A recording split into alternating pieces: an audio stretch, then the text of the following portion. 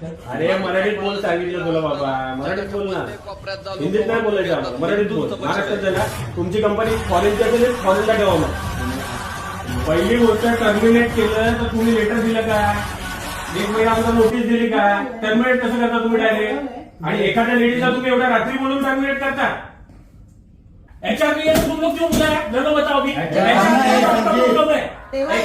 मेरी request करते कि आप मंडे को आ जाइए, अभी नाटक उधर हो. नहीं फिर मैं आज कंप्लेंट हम लोग आज कंप्लेंट डालेंगे. मंडे का कुछ मामला ऐसा नहीं होता है.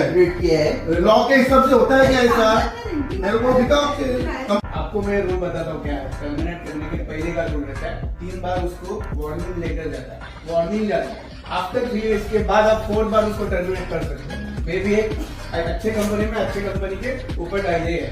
तो ये रूल आपको नहीं पता रहेगा ना, तो आपका फेलियर है. और वो ऊपर वाला जो इन्फ्लुएंस में बैठा ना, वो कंपनी तो उसको बोलो